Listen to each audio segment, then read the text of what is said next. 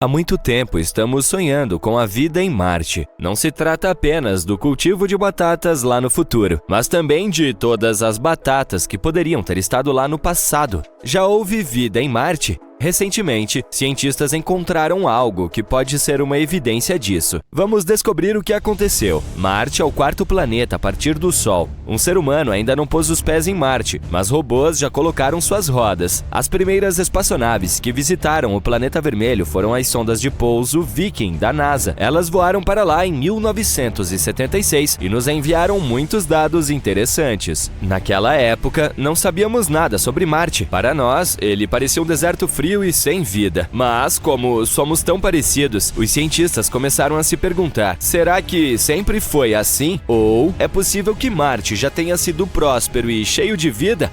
E em 2022, o Mars Rover Perseverance da NASA encontrou algo que poderia esclarecer esse mistério. Mas antes de tudo, o que é o Perseverance? Os cientistas sugeriram que, se já houve vida em Marte, é improvável que ela tenha simplesmente desaparecido sem deixar rastros. Ela deve ter deixado algum rastro, talvez no subsolo, onde estaria protegida de birras solares radioativas e outras coisas desagradáveis. Portanto, precisamos verificar as rochas. É importante observar que não estamos procurando vida em Marte neste momento. É muito provável que não exista. Em vez disso, queremos olhar para o passado distante do nosso planeta gêmeo. Estamos falando de bilhões de anos atrás, quando Marte poderia ter sido quente, verde e longe de ser sem vida. Em outras palavras, temos que encontrar micróbios mortos e vários compostos químicos semelhantes aos da Terra. Essa é a missão do nosso personagem principal, a Perseverance. Ela chegou a Marte em fevereiro de 2021. A espaçonave aterrissou no fundo da cratera Jezero, com 48,28 km de largura. E, após o pouso, ela se deslocou para o oeste, para o local que levou os cientistas a escolherem Jezero para a pesquisa. Esse lugar é um delta de um rio seco. E esse antigo rio já tem mais de 3,5 bilhões de anos. A própria cratera Jezero já foi um grande lago. Sim, aparentemente havia água em Marte. E os cientistas sugeriram que esses lugares seriam perfeitos como guarda-costas de micróbios. É exatamente isso que as bactérias fazem na Terra. Elas se escondem, permanecendo quietas nas profundezas de lagos e lagoas. Portanto, provavelmente poderíamos encontrar vestígios lá. Os pesquisadores acreditam que esse lago em particular tem o maior valor científico de toda a missão. A maior chance de encontrar rochas nas quais essas bactérias poderiam sobreviver está aqui, em Jezero. Então, o Perseverance foi para o Delta, mas o caminho não foi fácil. O rover errou um pouco e aterrissou mais longe do que o planejado. Como dizia um filme famoso, essa pequena manobra vai nos custar 51 anos. Felizmente, a Perseverance levou apenas 1 ano. E no caminho, conseguiu explorar um pouco Jezero. O rover usa uma complexa ferramenta integrada para explorar o mundo. A ferramenta chama-se Scanning Habitable Environments with Raman and Luminescence for Organics and Chemicals, varredura de ambientes habitáveis com Raman e luminescência para orgânicos e químicos, ou apenas Sherlock. A NASA adora seus acrônimos. À medida que o dispositivo se aproximava do delta, o sinal das moléculas orgânicas se tornava mais forte. Logo, esses sinais estavam por toda parte e, além disso, eram os mais brilhantes que os cientistas já haviam visto. O que isso significa? Elementar, meu caro Watson, né, Sherlock? É hora de cavar. Desde julho de 2021, a Perseverance perfurou e coletou 4 núcleos finos de rocha sedimentar. O número total de rochas coletadas no momento é 12. Esta é a primeira vez na história que estamos coletando algo assim em outro planeta. Esses 4 núcleos foram encontrados em 2 rochas chamadas Skinner Ridge e Whitecat Ridge. O primeiro par de núcleos, os do Skinner Ridge, não parece muito interessante à primeira vista. Eles estão bem próximos do que podemos encontrar em muitos lugares da Terra. Entretanto, se os observarmos mais de perto, veremos que estão pontilhados com grãos redondos de algum material escuro. Esses grãos escuros podem ter sido depositados sobre elas por um antigo rio, o mesmo que desaguava no Jezero. É possível que o rio os tenha trazido de lugares a centenas de quilômetros de distância de Jezero. E isso é muito legal. Se estudarmos esses núcleos, poderemos aprender mais até mesmo sobre os cantos mais distantes de Marte. Bem, não há cantos em Marte, mas você entendeu a ideia. Então, em abril de 2022, a Perseverance chegou de fato ao Delta. E os cientistas finalmente encontraram o que estavam procurando. A descoberta, para dizer o mínimo, os entusiasmou. eles encontraram mais 2 núcleos que continham substâncias orgânicas. Esse par foi tirado do Whitecat Ridge. Ele se encontra muito próximo ao Skinner Ridge, mas as 2 rochas são bem diferentes uma da outra. Essas amostras têm cor mais clara e são mais uniformes. Provavelmente são mudstone, uma rocha incomum, semelhante à argila, mas mais dura e incapaz de absorver água. Elas também são de granulação mais fina do que os núcleos do Skinner Ridge. Por que isso é importante? Porque quanto mais finos os grãos da pedra, maior a probabilidade de haver vestígios de vida passada nela. Na Terra, as pedras de granulação fina geralmente se encontram no fundo de lagoas e em locais semelhantes. Lá, elas podem preservar os restos de organismos mortos e coisas assim por anos. E foi exatamente isso que encontramos neles. Além disso, de acordo com os cientistas, havia mais matéria orgânica nesses 2 núcleos do que em qualquer outro lugar estudado pela Perseverance até agora. Ela provavelmente se acumulou ali enquanto o lago estava evaporando gradualmente há bilhões de anos. Então, realmente havia vida em Marte? Bem, vamos desacelerar um pouco. As substâncias orgânicas são moléculas que contêm carbono, e sim, na Terra elas são mais frequentemente associadas à vida, mas nem sempre. Às vezes, elas podem se formar como resultado de outras coisas. Portanto, ainda não podemos dizer com certeza se havia vida em Marte. Não sabemos se essas moléculas realmente permaneceram de alguns micróbios marcianos ou se são resultado de outra coisa. Mas a descoberta ainda é muito significativa. Temos que continuar literalmente cavando por aqui. Para saber mais sobre essa matéria orgânica, os cientistas precisam coletar mais algumas amostras de rochas de granulação fina. Também seria ótimo estudar o material que está ao redor desses antigos reservatórios. A Perseverance já se mudou para outra área, para um lugar com um belo nome, Enchanted Lake. Agora ela precisa procurar coisas semelhantes lá e também continuará a estudar o Lago Jezero. Por fim, a Perseverance subirá até o topo do delta e continuará explorando locais antigos fora da cratera. Em algum momento antes do final de 2022, a Perseverance provavelmente terá 6 ou mais amostras dos núcleos marcianos. Infelizmente, suas ferramentas, embora complexas, são bastante limitadas. Esses dados por si só não serão suficientes para obtermos um quadro completo. Portanto, a NASA planeja enviar outras espaçonaves a Jezero nos próximos anos. Juntamente com a Agência Espacial Europeia, eles estão trabalhando na próxima missão robótica conhecida como Mars Sample Return. O nome fala por si só. Esses dispositivos chegarão e levarão todos os tubos de ensaio do antigo prospector, a Perseverance. Depois disso, essas amostras serão entregues à Terra, embora não pela Amazon Prime. E, em seguida, os cientistas poderão analisá-las em laboratórios avançados. No entanto, tudo isso levará muito tempo. O lançamento dessa missão está programado para 2027 e 2028, e as naves espaciais não poderão retornar até 2033. Mas, se tudo der certo, serão as primeiras amostras da história entregues à Terra vindas de Marte. Em outras palavras, ainda há espaço suficiente para pesquisa. E sim, ainda não sabemos o verdadeiro significado dessas descobertas, mas é por isso que toda a missão foi criada, certo? E quem sabe, talvez em alguns anos nós finalmente descobriremos a verdade sobre o que aconteceu em Marte há bilhões de anos. Olha só o marciano! Te peguei!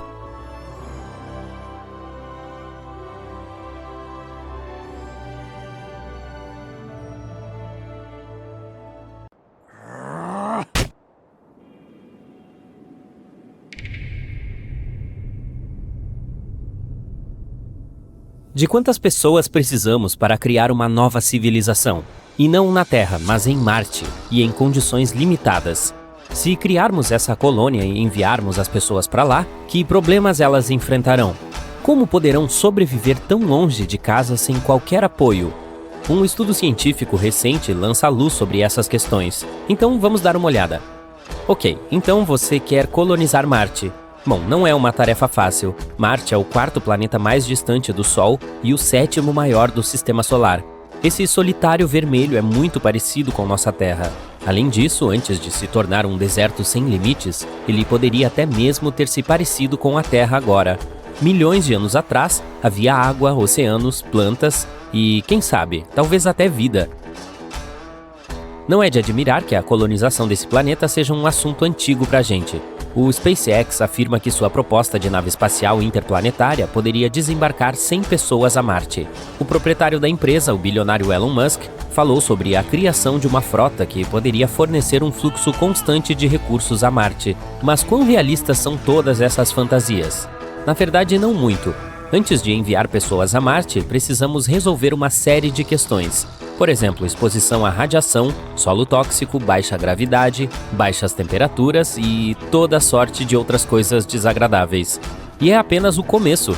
Serão necessárias pelo menos algumas décadas para criar um veículo que possa realmente pousar com sucesso em Marte e voltar. Mas vamos fazer uma experiência e imaginar que finalmente decidimos colonizar Marte. Como as coisas vão acontecer? Recentemente, os cientistas publicaram um novo estudo sobre esse tema, chamado Número Mínimo de Colonizadores para a Sobrevivência em Outro Planeta. O autor é Jean-Marc Salotti, professor do Instituto Politécnico Nacional de Bordeaux, na França. Seu artigo foi publicado na revista Scientific Reports. Como você deve ter adivinhado, o estudo estava tentando descobrir como poderíamos colonizar outro planeta. De quantos recursos precisamos? Como deve viver essa colônia? Que tipo de trabalho deve fazer e quanto tempo tudo isso levará? E é claro, de quantas pessoas exatamente precisamos? Vamos tentar responder. Agora, imagine que nos mudamos para um futuro maravilhoso. Bem, na verdade não. Um futuro terrível, de fato. Em seu estudo, Salotti sugeriu que a vida na Terra estava ameaçada por algum evento catastrófico. Portanto, a única maneira de a humanidade sobreviver seria ir a Marte ou a algum outro planeta. Nesse cenário imaginário, infelizmente, a entrega de insumos provenientes da Terra foi interrompida, ou até mesmo cessou. Agora, a colônia tem que se sustentar de alguma forma. Bem, aqui é onde já tropeçamos em um monte de problemas. Por exemplo, não temos certeza de quão bem as pessoas da colônia vão trabalhar juntas. Será que se comunicarão umas com as outras como seres humanos normais? Será que compartilharão tempo e recursos como deveriam? Os seres humanos estão constantemente arruinando as coisas para outros seres humanos. Eu posso até apostar que foi culpa deles o fato de termos que fugir para Marte. Mas mesmo que a gente deixe isso de lado, que tal pensar questões organizacionais? Que equipamento teremos? O que vamos usar para extrair recursos? De que habilidades precisaríamos? Sabe de uma coisa? Quem se importa? No nosso caso, essas coisas não importam. Tudo o que sabemos é que a colônia não dispõe de muitos recursos e equipamentos iniciais, e o fator humano é absolutamente imprevisível. Assim, as chances de sobrevivência são muito baixas, mas temos que sobreviver de alguma forma. Nesse caso, Salotti descreve duas coisas que terão um enorme impacto em nossa sobrevivência, e elas são essencialmente variáveis em uma equação matemática. A primeira é a disponibilidade de recursos locais. Basicamente, significa água, oxigênio e todos os tipos de elementos químicos úteis. Esses recursos devem ser de alguma forma minerados e fáceis de usar. Felizmente não estamos começando do zero, já sabemos muito sobre Marte. Quais são os recursos existentes? Como eles podem ser utilizados para suporte de vida, agricultura e produção industrial? A colônia tem sorte, pois tudo isso foi estudado em vários seminários e publicado em relatórios e livros ao longo dos últimos anos.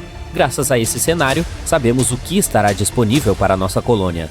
Por exemplo, temos conhecimento de que os gases podem ser extraídos da atmosfera e os minerais do solo. Em Marte, poderíamos providenciar coisas como ferro, vidro e até mesmo compostos orgânicos. O problema mais importante aqui é a vida útil dos equipamentos dos nossos novos marcianos, que terão que conseguir o maior número possível de materiais antes que as ferramentas se quebrem. Mantê-las em boas condições será quase a tarefa mais importante. A segunda coisa é a capacidade de produção, ou a velocidade do trabalho. Temos uma lista específica de coisas que precisamos fazer, construir algumas ferramentas, por exemplo. E tudo isso deve ser produzido em quantidades suficientes antes do prazo limite.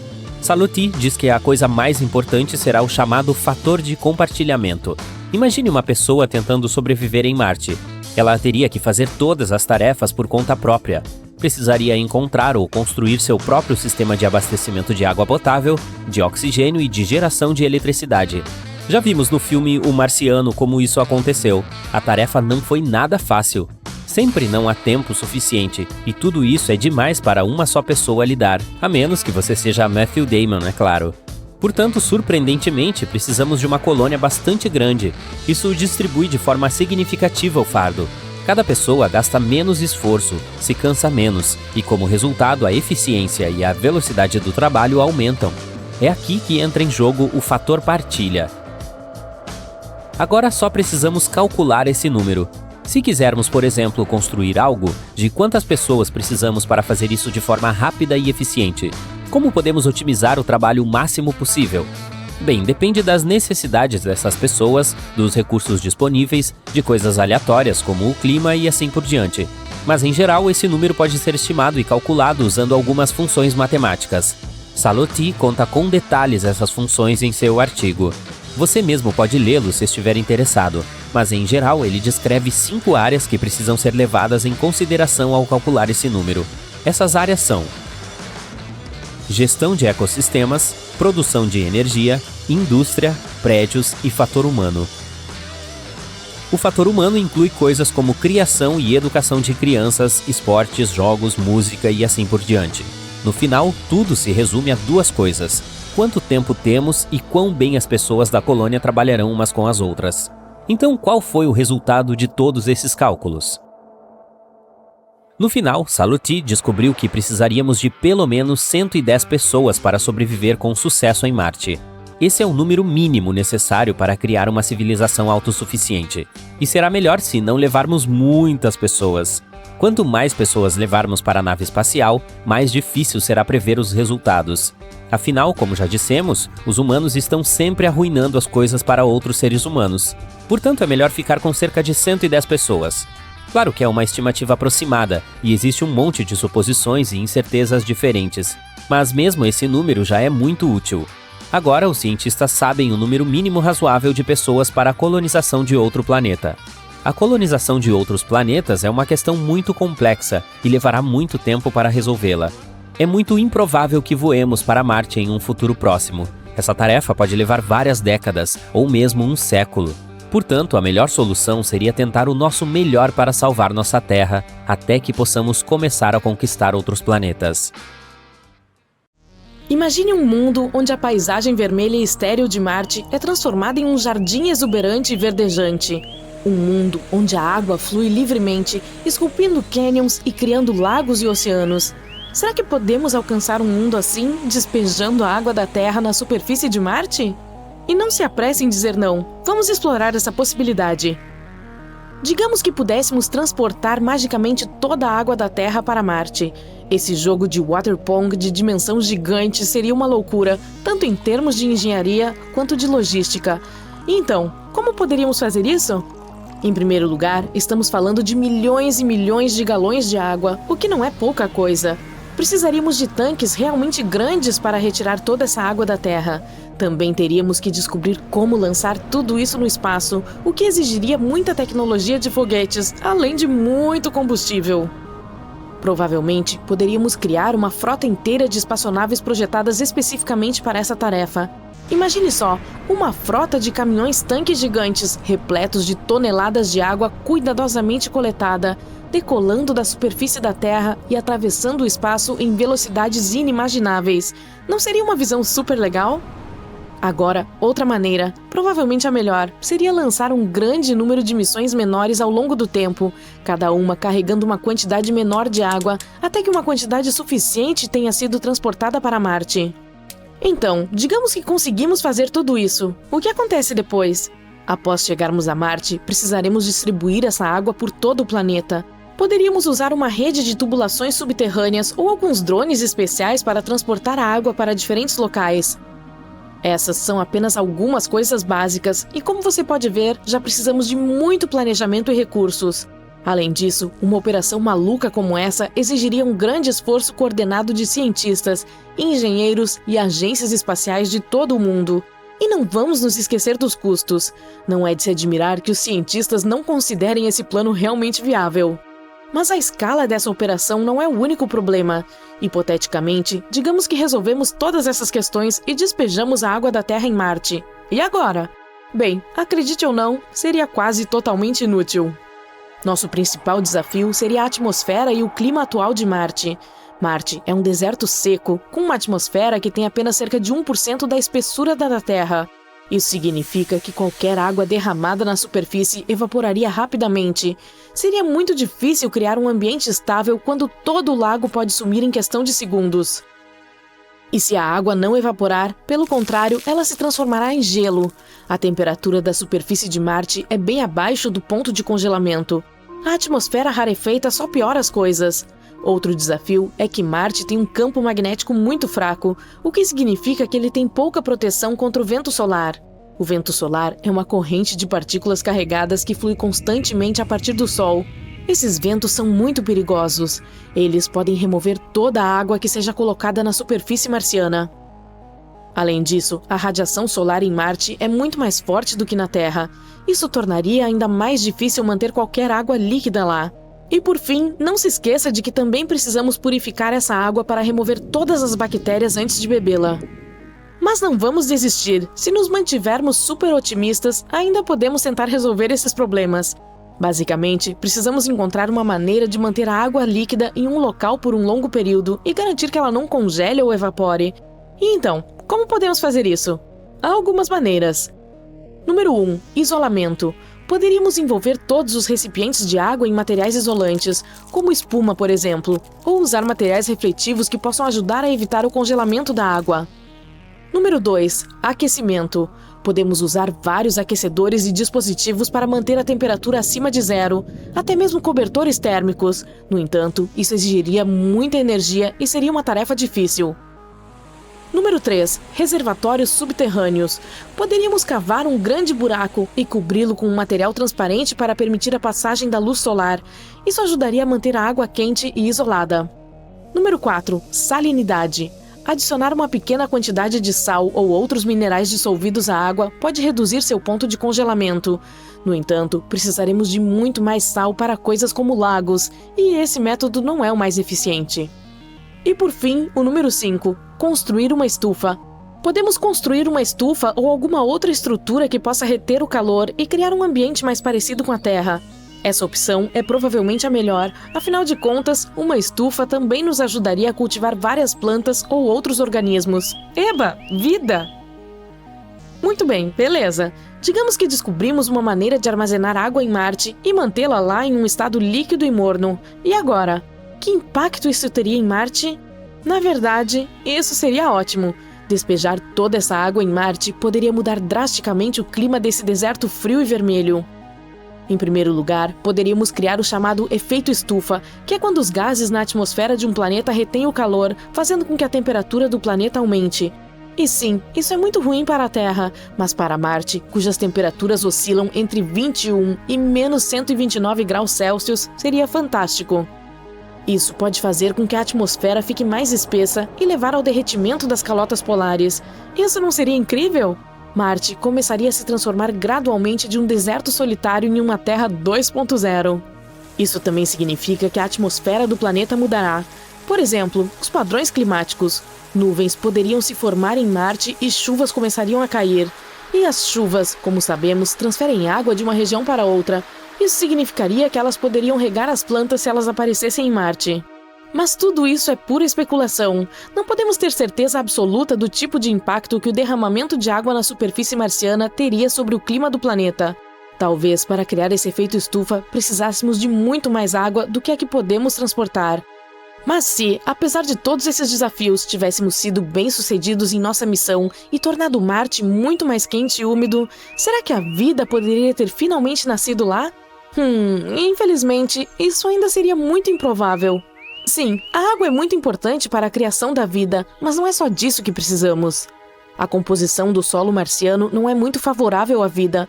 O solo é formado principalmente por minerais chamados regolitos, que são compostos sobretudo de poeira, areia e outros materiais que não são muito bons para as plantas. Teoricamente, poderíamos terraformar Marte. A terraformação é uma mudança gradual e lenta do planeta para que ele se torne adequado à nossa vida. Mas esse seria um processo muito complexo, longo e caro. E a propósito, o que aconteceria com a nossa Terra depois de tudo isso? Nós levamos muita água, não levamos? Do ponto de vista da Terra, o transporte de água para Marte exigiria uma enorme quantidade de recursos, incluindo energia e diferentes materiais, e a quantia de água que teríamos de gastar seria impressionante. A perda de uma quantidade tão grande de água das reservas da própria Terra poderia ter um impacto significativo em nosso planeta, especialmente em áreas onde a água já é escassa. Então, basicamente, essa é uma ideia muito ruim, não importa como você a veja. Sim, pode parecer interessante, mas não é um plano viável de forma alguma. Exigiria muitos recursos, muito dinheiro e nem sequer valeria a pena. É por isso que os cientistas e as agências espaciais não levam essa ideia a sério. Além disso, há muitas outras metas mais realistas e alcançáveis no campo da exploração de Marte. Por exemplo, podemos continuar estudando a geologia, a atmosfera e o potencial de vida passada ou presente do planeta. Esses estudos nos ajudariam a encontrar alguns recursos que poderiam apoiar a futura exploração humana. De modo geral, precisamos responder a muitas outras perguntas sobre Marte, antes mesmo de começarmos a considerar a possibilidade de colonizá-lo. Portanto, vamos ficar ligados nas notícias e atualizações científicas.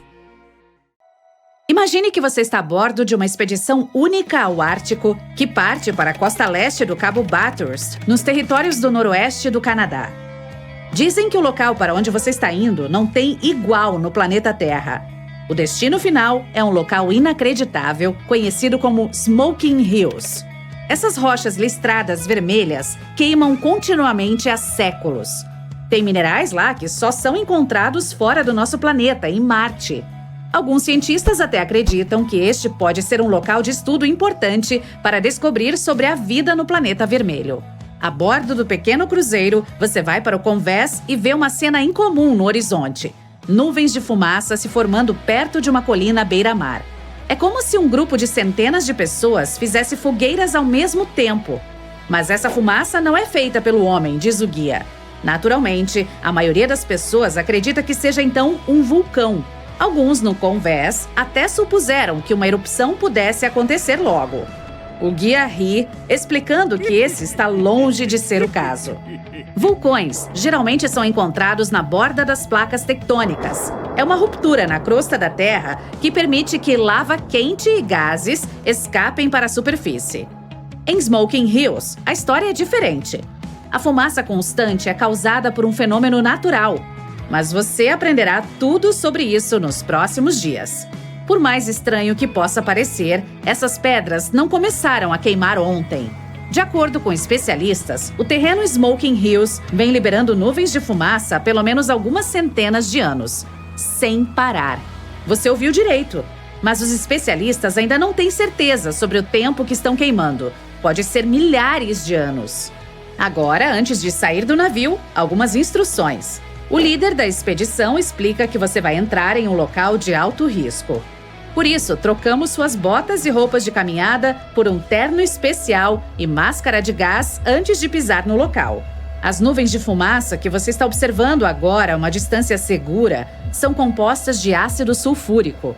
Esse produto químico é altamente tóxico e você precisa ter cuidado ao respirar o ar. Então, lembre-se de manter a máscara. E por mais tentador que possa parecer, não toque em nada. A lenda diz que a primeira equipe a explorar Smoking Hills encontrou o local por engano. E imagine, essas pessoas não tinham nenhum dos equipamentos que você vai usar. Os primeiros registros escritos sobre Smoking Hills datam do século XIX. O explorador irlandês, capitão Robert McClure, liderou uma expedição para encontrar o explorador perdido Sir John Franklin, que havia desaparecido há mais de 5 anos. A tripulação fez uma curva errada ao longo do caminho e se deparou com essas rochas em chamas. Eles também pensaram que se tratasse de um vulcão ativo, assim como você, mas descobriram quão errados estavam quando pisaram no local. McClure ficou curioso e levou uma amostra da pedra de volta para o barco. E a história diz que ela queimou um buraco em sua mesa de mogno. Lembre-se disso quando quiser levar uma lembrancinha para casa com você. Pode não queimar um buraco na sua mesa, mas com certeza voará pelo seu bolso ou por qualquer recipiente que tente usar para levá-la. Agora é o segundo dia e você está pronto para explorar o local. A tripulação da expedição é dividida em barcos menores. No seu caminho para a praia, você percebe um grupo de animais. Eles estão longe da fumaça e parece que estão se alimentando. As Smoking Hills estão localizadas na tundra ártica e há uma rica fauna e flora nas proximidades. Lentamente você está se aproximando da costa. Agora você vê que os penhascos são feitos de pedras listradas de vermelho que parecem ter sido pintadas à mão por alguém. Há outro lugar na Terra com colinas semelhantes. Está localizado no Peru. A chamada Montanha Arco-Íris, ou Montanha de Sete Cores, é um fenômeno natural hipnotizante. Elas são formadas pelo sedimento de diferentes minerais. Enquanto as Smoking Hills são principalmente vermelhas, no Peru, essas montanhas têm listras coloridas, como lavanda, ouro, vermelho e até turquesa. Quando você finalmente sai do barco no sopé das Smoking Hills, começa a caminhada. Pisar é difícil com suas botas especiais. As solas são feitas especialmente para suportar temperaturas altas, mas com certeza é difícil manter o equilíbrio. Antes que perceba, você está o mais próximo possível das rochas em chamas. Sua primeira impressão é querer sair dali o mais rápido possível. As condições para a vida humana são difíceis aí. É inóspito. E tudo no lugar diz que você não deve ficar por muito tempo. Mas você também está muito curioso, se perguntando como essas rochas continuam queimando por tanto tempo. A ciência por trás disso não é muito complicada. As rochas que você está vendo são chamadas de folhélio. Esse é um tipo de rocha sedimentar formada por minerais argilosos. O guia explica que o segredo da fumaça está no chão. O solo é formado por enxofre e carvão. Quando entram em contato com o oxigênio, se inflamam espontaneamente, liberando a fumaça que você está vendo agora. As poucas lagoas da região têm uma água muito ácida. Os cientistas dizem que essa região é a única no mundo a ter um pH negativo. Isso significa que essa água é naturalmente corrosiva, então não se atreva a bebê-la. Certifique-se de levar consigo sua própria garrafa de água ao sair do navio. Você passa algumas horas lá, mas parece um dia inteiro. Os trajes são pesados e respirar através de uma máscara de gás não é sua ideia de conforto. No fim do dia, você volta para o navio, desfrutando de um belo pôr do sol no Ártico no caminho. Na manhã do seu terceiro dia, você terá uma bela surpresa. Você não vai sair de novo. Em vez disso, vai fazer uma viagem ao espaço sideral. Metaforicamente, é claro. O guia fala sobre a conexão entre Smoking Hills e Marte. Procurar vida em Marte tem sido uma jornada, mas recentemente os cientistas descobriram a emocionante presença de jarosita nas Smoking Hills. E adivinhe, jarosita é um mineral abundante em Marte. Especialistas acreditam que isso pode indicar que Marte teve água corrente em algum momento no passado, uma vez que a jarosita precisa de água subterrânea para se formar. Essa enorme descoberta pode aproximar a ciência de um avanço. Realmente existiu vida em outros planetas do Sistema Solar? Marte tem estado no mapa da pesquisa científica por ser o planeta mais provável a ter desenvolvido vida. A temperatura atmosférica agora é insuportável para a vida acima do solo, mas era semelhante à da Terra em algum momento. A prova mais importante e necessária é encontrar evidências de água corrente. Neste momento, enquanto falamos, o rover Curiosity está por lá procurando informações que possam sugerir a existência de vida em Marte, passado ou presente. Só por curiosidade, Curiosity, o rover, vem explorando a superfície de Marte há mais de 3.566 dias. Se você fizer as contas, isso são 9 anos e 279 dias. E caso esteja se perguntando por que estamos tão ansiosos para encontrar vida em outros planetas, de acordo com a NASA, a busca por vida em outros planetas pode nos ajudar a explicar muito sobre nossa própria história, de onde viemos e talvez até para onde estamos indo. E quem poderia ter adivinhado que os cientistas poderiam começar a encontrar respostas para isso na tundra ártica? Emocionante, não é mesmo? Agora é o 4º dia a bordo do navio e a expedição está chegando ao fim. Hora de voltar para o Canadá continental. Você acabou de visitar um dos lugares mais inóspitos do mundo. Agora é hora de nos dizer o que você achou dessa jornada e o que aprendeu ao longo do caminho. Escreva tudo nos comentários abaixo. O dia do anúncio. Olá a todos e bem-vindos ao meu vlog espacial. Estou muito animado porque tenho um grande anúncio a fazer. Depois de completar anos de treinamento, o dia pelo qual esperei a vida toda finalmente chegou. Eu sempre fiquei feliz por estar entre as 350 pessoas que foram selecionadas para ser astronautas da NASA, vocês sabem. E aqui está um fato divertido. Os 7 originais estão incluídos nesse número. Portanto, é justo dizer que estou na Liga das Lendas. Mas a boa notícia é que agora finalmente terminei o laboratório de realidade virtual. E vou de fato para o espaço. Há muitas coisas que preciso fazer para me preparar para minha primeira missão. Por isso, o vlog de hoje vai ser curto. Mas prepare-se para ouvir tudo sobre minhas aventuras espaciais nos próximos dias. O dia antes do lançamento. É de se esperar que o dia anterior ao lançamento seja agitado para a tripulação, certo? Mas, na verdade, é bem tranquilo em termos de coisas para fazer. Como os próximos dias serão estressantes, a NASA nos permite passar um tempo com familiares ou amigos selecionados que foram autorizados a ficar perto de nós durante a quarentena antes do voo. Também podemos ficar em uma casa de praia que eles possuem. É ou não é o emprego dos sonhos? Mas a coisa mais importante que nos aconselham a fazer hoje é ter uma boa noite de sono. Isso se você conseguir, mas sem pressão. Vou tentar fazer isso agora, então vou para a cama. Ainda bem que fomos proibidos de tomar café 24 horas antes do lançamento. Caso contrário, aposto que toda a cafeína me impediria de ter sonhos tranquilos. O dia do lançamento. Hoje é o grande dia! Em primeiro lugar, embora seja uma das minhas músicas favoritas, estou tentando evitar ouvir Space Oddity de David Bowie, porque ninguém quer vibes tristes.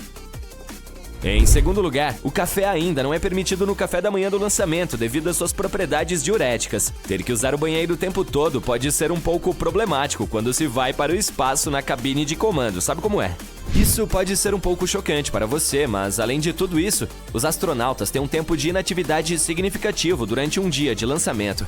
Antes de partirmos para a plataforma, fazemos uma verificação final e nos dirigimos aos banheiros para fazer xixi antes do lançamento. Depois é hora de entrar na cabine de comando. Muitos de nós tiram um cochilo quando estão lá, pois o sistema passa por milhares de verificações pré-lançamento, incluindo verificações de voz ar-terra com controle de lançamento e o controle da missão. E aqui está um fato divertido. Usamos fraldas para adultos durante esse período por precaução. Muito bem, vamos evitar essa conversa por enquanto. Bem, agora que tudo foi verificado, é hora de ligar o motor principal. Prepare-se para a decolagem. 5, 4, 3, 2, 1... Uhul! Um dia no espaço. Bem-vindo ao espaço! Eu ia dizer que vou guiá-los pelo que é um dia para um astronauta em uma missão espacial. Mas aqui em cima, eu vou flutuar por ele. Antes de tudo, cada minuto e cada segundo do dia de um astronauta no espaço são planejados. Desde comer e escovar os dentes, até trabalhar e dormir, cada movimento que fazemos é baseado em um cronograma. As coisas que temos que fazer são planejadas em intervalos de 5 minutos por uma equipe no controle da missão chamada Ops Planner. Isso é crucial porque esses cronogramas mostram o que está acontecendo e quem está envolvido com o que em determinado momento na estação espacial. Mas não se preocupe, nem tudo é trabalho e nada de diversão. Mesmo que essas atividades também estejam de acordo com o cronograma, ainda temos tempo livre para nós mesmos. O conceito de um dia a bordo de uma espaçonave em órbita é um pouco diferente do que você imagina. A cada 24 horas, os astronautas a bordo da Estação Espacial Internacional presenciam 15 amanheceres e 15 entardeceres enquanto a estação se desloca ao redor do mundo. Mas há milhões de anos, os seres humanos vivem de acordo com um ciclo diário de 24 horas. Nossos cérebros e corpos seguem o ritmo circadiano de acordar e dormir.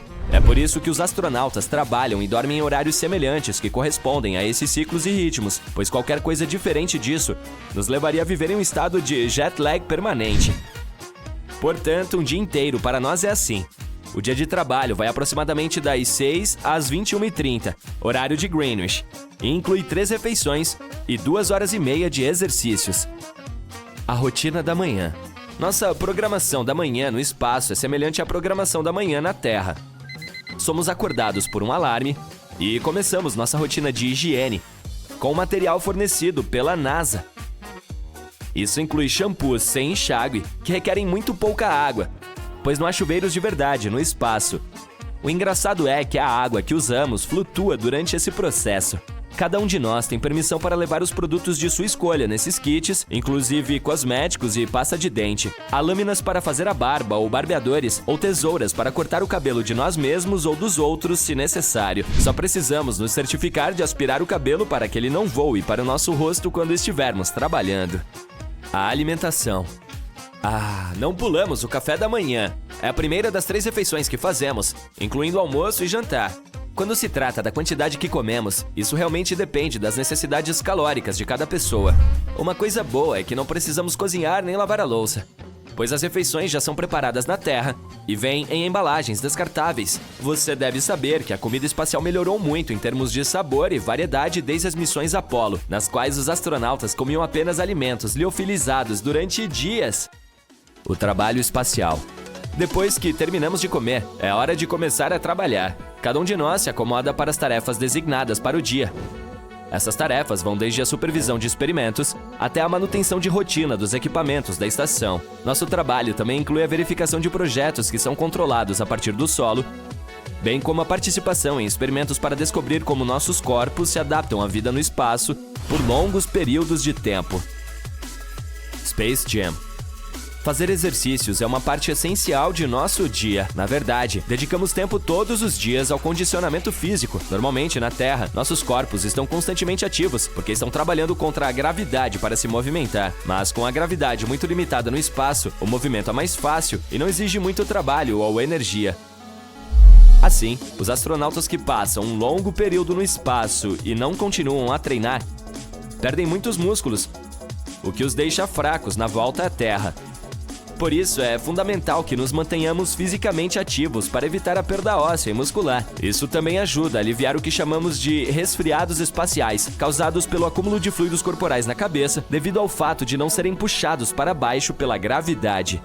Nossas opções regulares de exercícios incluem cardio, usando uma esteira ou uma bicicleta. Também fazemos alguns levantamentos de peso. E para fazer tudo isso, temos que nos prender aos aparelhos de exercício, pois se não o fizermos, vamos flutuar e nossos esforços serão em vão.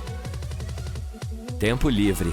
Os organizadores da missão na Terra reservam tempo todos os dias para que possamos relaxar e nos divertir aqui no espaço. É quando escrevemos e-mails, assistimos a filmes ou até tocamos um instrumento. Mas para ser sincero, o passatempo mais popular no espaço é olhar pela janela e ver a Terra passar por baixo de você. Há também amanheceres e entardeceres espetaculares para apreciar, que ocorrem a cada 45 minutos enquanto orbitamos. Portanto, é justo dizer que não há tempo para ficar entediado. A propósito, assim como os terráqueos, também temos fins de semana livres para recarregar as energias. É importante que tenhamos uma boa noite de sono para termos energia para as tarefas do dia seguinte. Entretanto, aqui no espaço, não podemos deitar em nossas camas. Em vez disso, temos sacos de dormir, que são presos à parede para nos manter seguros. Se não fossem, ficaríamos flutuando a noite toda, o que não parece seguro nem relaxante. Ok, tenho que ir porque preciso ir. A gravidade de Júpiter destruiu um enorme cometa. Não foi suficiente para vencer um monstro espacial. Uma verdadeira catástrofe aconteceu. Os fragmentos não voaram em direções diferentes. Eles se alinharam e avançaram em direção a Júpiter como os vagões de um trem. 21 fragmentos de até 1,5 km de diâmetro explodiram na atmosfera de Júpiter. Bolas de fogo a uma velocidade de 60 km por segundo bombardearam a superfície do planeta. O espaço ao redor delas foi aquecido a 27.800 graus Celsius. Isso é mais que a temperatura na atmosfera superior do Sol e 312 vezes mais quente do que você precisa para cozinhar um ovo. Bem, eu perdi a fome. O impacto foi como o de uma pedra caindo em um lago. Os fragmentos de meteorito formaram plumas gigantes na superfície de Júpiter. As substâncias da sua atmosfera mais baixa subiram rapidamente. O processo gerou uma enorme quantidade de energia. Jatos de fogo superaquecidos atingiram a estratosfera. Os monstros deixaram para trás plumas brilhantes de 3.000 quilômetros de comprimento. Isso é maior do que a distância entre Nova York e Texas. Manchas escuras apareceram no local dos golpes. Elas eram quase do tamanho da Terra. O nome do violador dos limites de Júpiter? Cometa Shoemaker-Levy 9. A colisão desses corpos celestes aconteceu em julho de 1994. Foi uma sensação no mundo científico. Pela primeira vez na história da humanidade, uma catástrofe dessa magnitude foi observada. O ataque levantou uma questão importante para os astrônomos. Por que tanta falta de sorte de Júpiter? Monstros espaciais o atacam milhares de vezes mais frequentemente do que a Terra ou qualquer outro planeta do Sistema Solar. Tudo bem, vamos ver. Você decide embarcar em uma nave estelar e viajar para o misterioso Júpiter. Uma sonda espacial precisaria de 2 anos para chegar lá, mas sua nave é mais rápida. Você estará lá em... Ótimo, a viagem levou apenas 1 segundo. Júpiter é realmente grande. Poderia caber 1.300 planetas do tamanho da Terra nele. Parece lindo graças às nuvens de gás. Esse planeta não tem superfície sólida, mas há uma mancha estranha na sua superfície. Parece um olho enorme que pode acomodar 3 terras e meia. Essa é uma tempestade capaz de assustar qualquer pessoa. É 10 vezes mais alta do que o Everest e o vento sopra a uma velocidade de 483 km por hora. E ela já dura 350 anos. Se todos os planetas do Sistema Solar se fundissem em um superplaneta, o novo objeto ainda seria 2,5 vezes menor que Júpiter. O tamanho grande também afeta a gravidade. As naves espaciais usam Júpiter como um trampolim para pular. A gravidade do gigante aumenta sua velocidade de voo e as ajuda a alcançar seu alvo mais rápido. A gravidade transformou o planeta em um ímã para cometas, asteroides e perigosos detritos espaciais. Júpiter é um verdadeiro super-herói espacial. Seu escudo de gravidade é atingido ou desvia os monstros espaciais que voam para o interior do Sistema Solar. Os dinossauros discordam, mas falaremos mais sobre isso daqui a pouco. E se amanhã Júpiter fosse engolido por um aspirador de pó gigante? Só posso dizer uma coisa, teríamos problemas enormes. Sem um escudo gigante, milhares de cometas e asteroides atacariam nosso planeta com muito mais frequência. A maioria deles queimaria na atmosfera ou não seria grande o suficiente para nos afetar. Mas também existem cometas e asteroides maiores. Após uma colisão com a Terra, você poderia dizer adeus a toda a vida no planeta. Por exemplo, em 2009, um corpo celestial colidiu com Júpiter. Deixou uma mancha do tamanho do Oceano Pacífico. É assustador pensar que vestígios isso deixaria em nosso planeta. Muito provavelmente, a Terra se transformaria em uma bola de fogo. Mas pesquisas recentes de astrônomos sugerem que Júpiter não é um cara tão legal.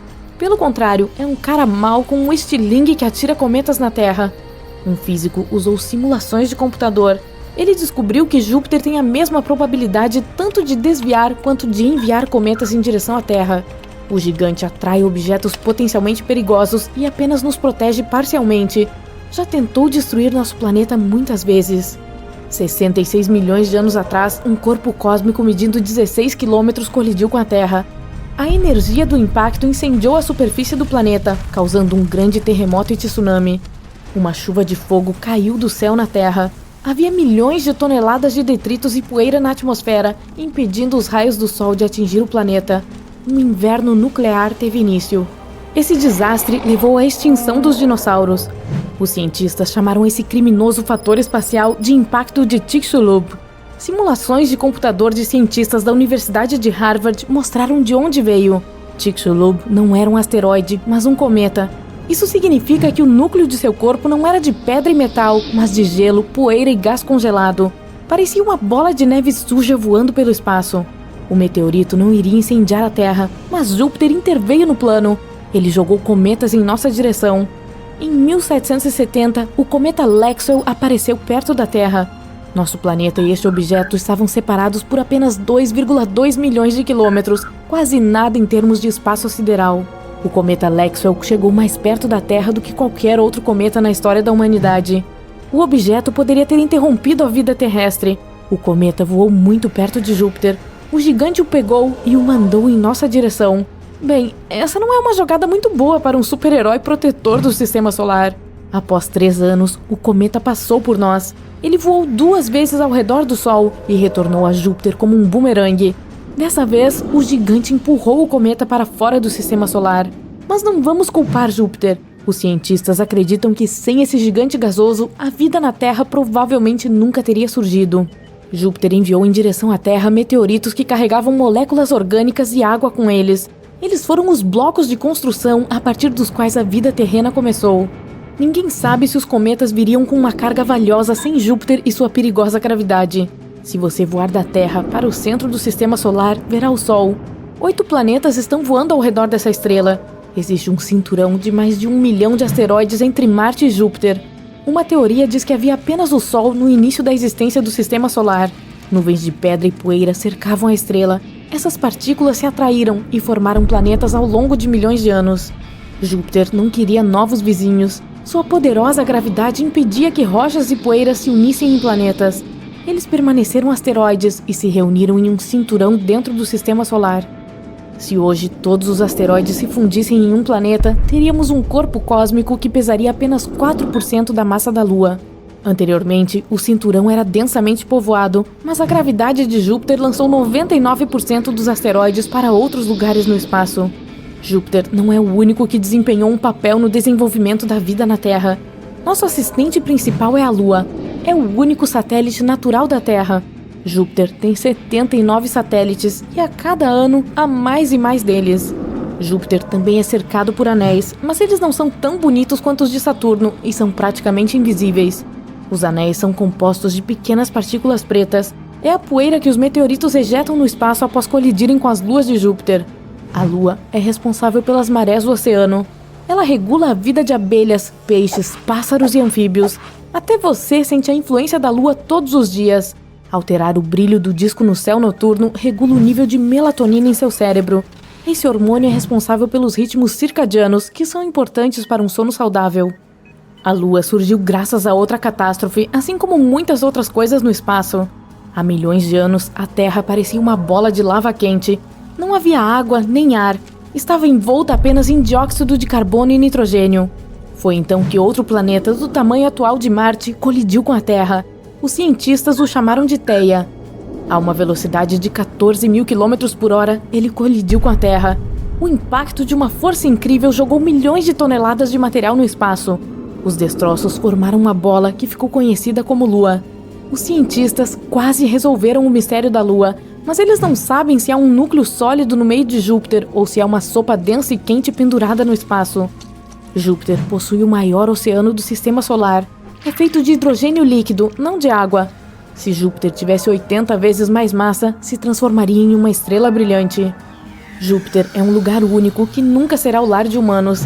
A pressão dentro do planeta é 2 milhões de vezes maior do que na superfície da Terra. A pressão e a temperatura extremas arruinariam qualquer espaçonave que fosse longe demais. Veja só isso! Você nem nasceu ainda, mas seus pais já sabem qual será a sua aparência. No ano de 3021, a tecnologia de DNA está tão avançada que se pode basicamente reprogramar uma pessoa. Cor dos olhos, cabelos, rosto e formato do nariz, lábios, comprimento do dedo, estrutura corporal. Basta selecionar as características desejadas. É como criar seu próprio personagem em um RPG. Todo mundo é lindo. Não existem mais dietas nem academias e todos têm corpos saudáveis. Tudo graças a uma pequena modificação genética e a um líquido especial repleto de milhões de nanorobôs. A bioengenharia e a tecnologia médica permitem que as pessoas mudem seus corpos e mentes quando quiserem. Audição melhorada, pronto. Agora você consegue ouvir uma mosca esfregando suas patas a metros de distância.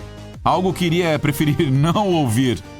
Os nanorobôs podem transformar seus olhos em binóculos com um zoom de 100 vezes.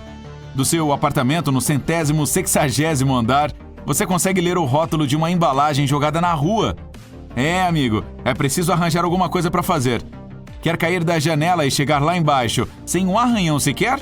Os nanorobôs podem fazer isso acontecer. Milhões de robôs minúsculos podem ser enviados para proteger seus ossos e músculos. Se quiser levantar um carro com uma mão só. Os super-heróis não fazem mais tanto sucesso. Qualquer pessoa pode ter superpoderes em 3021. E ninguém mais passa anos aprendendo uma nova profissão. Não é preciso cursar uma faculdade para conseguir um emprego.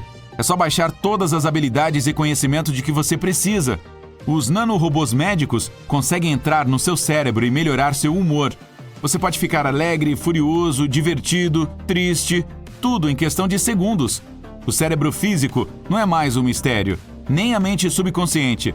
Isso quer dizer que não existem mais psicólogos, nem psiquiatras. E quanto aos problemas pessoais? Fácil de resolver. Você tem lentes especiais embutidas nos olhos, conectadas à inteligência artificial.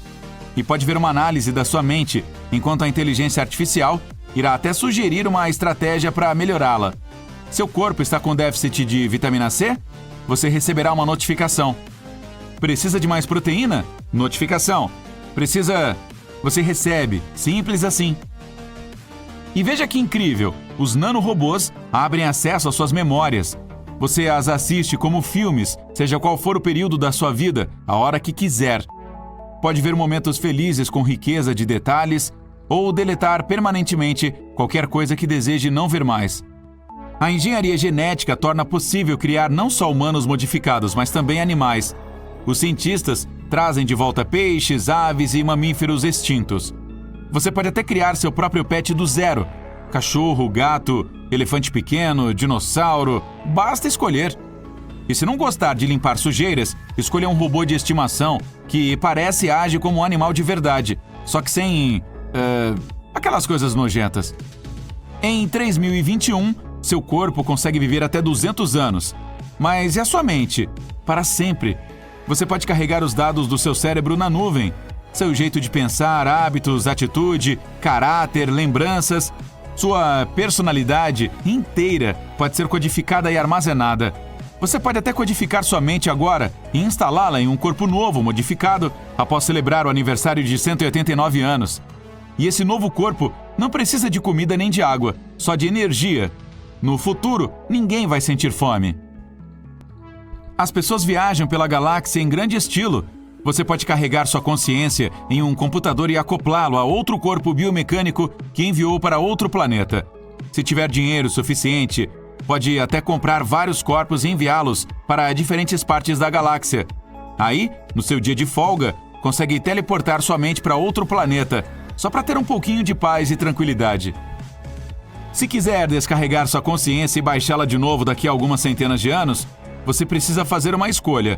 Passar um centenário sonhando ou ficar esse tempo voando em uma rede infinita. Pode até colocar sua mente na internet e fazer o que quiser. Tem gente que até escolhe viver dentro da web, por 1 ano ou 2. Matrix? Alguém topa? As pessoas aprenderam a mudar tudo ao seu redor com a ajuda das névoas úteis.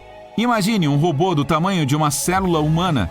Essa máquina tem vários membros, consegue mudar de cor e temperatura e se conectar com outros robozinhos do mesmo tamanho. As névoas úteis são trilhões desses carinhas, que se conectam uns aos outros para criar o objeto que você quiser, ou podem se transformar em uma espécie de holograma, perfeito para videochamadas. A névoa pode assumir qualquer formato, uma xícara, uma pintura, um carro, um robô maior, qualquer coisa que não tenha vida. Mas só porque estamos no futuro, não significa que todos têm acesso a tudo. Essa tecnologia da névoa custa os olhos da cara. As névoas conseguem criar prédios. Você pode acordar na sua linda casa, ir para o trabalho e sua casa automaticamente se dobra e se transforma em uma pequena mala. E aí, George Jetson, você consegue viajar pela galáxia com ela e transformá-la na casa que quiser? Se de repente sentir que precisa de uma cozinha maior, de móveis diferentes, de uma cobertura com piscina, ou um escorregador que o leve do quarto à cozinha, sem problema. E dentro da sua casa as coisas são muito diferentes. Não é preciso se preocupar mais com a limpeza. Poeira, sujeiras e gordura são tiradas por nanorobôs. Você está assistindo a um filme triste, chorando, usando até lenços para limpar o nariz. Aí joga o lenço usado sobre os ombros, exatamente onde ele cai. Sua nuvem útil se transforma em uma lixeira pequena, com rodinhas. Ela corre para a cozinha, despeja os lenços em outra lixeira e, puf, desaparece. Que tal um lanchinho depois do filme? Durante séculos, os drones de pizza voaram pelas ruas afora. Mas chegou uma hora em que isso ficou ridículo. Havia muitos deles, então começaram a bater uns nos outros e até em passarinhos. Agora basta pedir um sanduíche ou massa, através de suas lentes especiais, que a comida é imprimida em 3D. Quando os recursos naturais da Terra começaram a ficar escassos, as pessoas colonizaram a Lua e Marte. Aí veio a grande descoberta. Um motor termonuclear capaz de transmigra nuclear, blá blá blá. Ei, vamos simplificar e chamar isso de dispositivo de teletransporte. As pessoas enviaram robôs de inteligência artificial para construir cidades, rodovias, redes elétricas e instalações de filtração de água. Quem nasce em Marte e na Lua é diferente de nós, terráqueos. Marte, por exemplo, recebe menos luz solar que a Terra, então os marcianos têm pupilas maiores. Isso quer dizer que, se viessem à Terra, conseguiriam enxergar no escuro. Mas os marcianos e as pessoas da Lua... Qual seria o gentílico? Lunáticos? Têm ossos mais fracos. Ainda bem que eles têm aqueles nanorobôs para ajudá-los. Mas com essas novas descobertas, vem novos riscos e perigos. Fazer upload de sua consciência pode dar erro. Você corre o risco de encontrar vírus virtuais que podem prendê-lo em gaiolas virtuais. Muitos invasores usam programas que podem apagar sua mente, assim como um arquivo simples na sua área de trabalho. Esses nanorobôs podem dar defeito e, em vez de melhorar o seu corpo... isso não é nada bom. Mudar para outros planetas é super arriscado.